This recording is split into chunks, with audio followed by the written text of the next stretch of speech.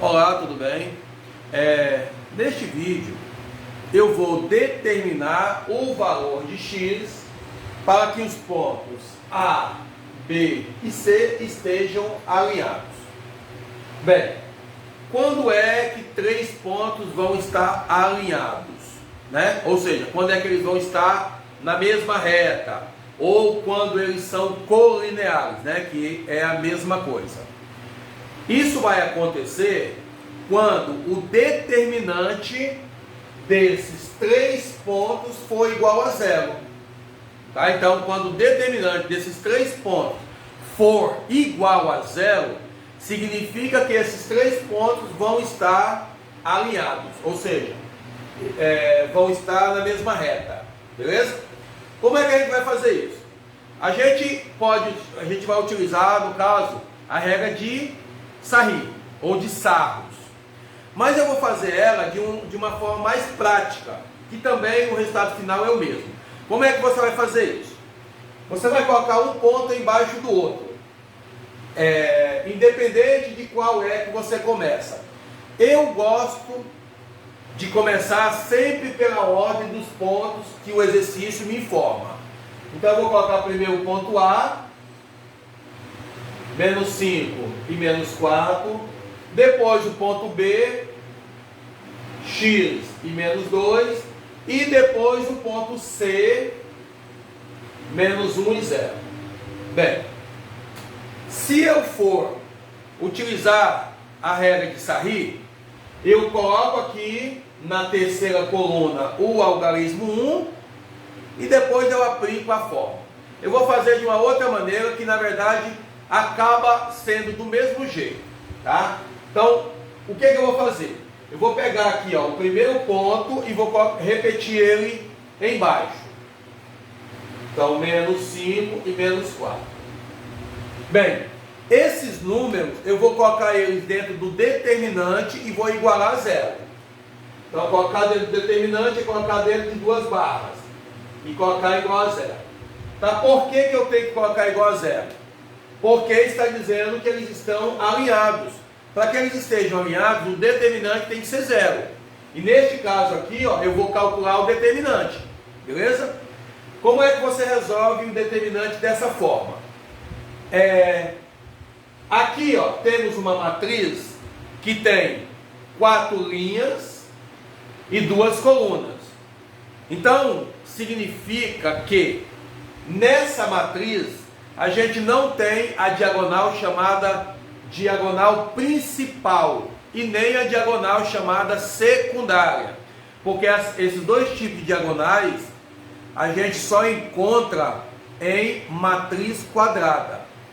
Mas isso não quer dizer que a gente não tem aqui alguma diagonal, certo? Não temos a diagonal principal, né? Que recebe o nome de principal. Mas temos aqui diagonal também, tá? Então vamos observar aqui, ó. Essa aqui, ó, é uma diagonal e ela está no mesmo sentido, na mesma posição do que a diagonal principal. Então a gente faz a multiplicação dos seus elementos. Então aqui vai dar 10. Vamos fazer a mesma coisa com essa outra diagonal. O resultado vai dar 0. E vamos fazer a mesma coisa com essa outra diagonal, que o resultado vai dar mais 4. Beleza? Sabemos que não temos a diagonal chamada secundária. Mas temos aqui, ó, essa diagonal, ó, que ela está na mesma posição do que a diagonal secundária. Então a gente vai multiplicar os seus elementos da mesma forma que a gente multiplica os elementos da diagonal secundária e também inverter o sinal. Então aqui, ó, vai dar menos 4x. Escrevemos mais 4x. Essa outra aqui, ó, vai dar mais 2. Escrevemos menos 2. E essa outra, ó, o resultado da multiplicação dos seus elementos, ó, vai dar menos nada. Então a gente escreve aqui, ó, mais nada. E aí coloca igual a zero. Vamos agora reduzir aqui os termos semelhantes. Então, ó, observamos que temos esse termo que tem x. Então repetimos ele. E os demais não tem x. Então esse aqui a gente pode cancelar com esse, né? Porque não vai influenciar no nosso resultado. Esse 10 mais 4 dá 14, menos 2 dá 12. Então ficou 4x mais 12 igual a zero. Temos aqui, ó, uma equação do primeiro grau. Só que a gente quer saber, ó, é o valor do x.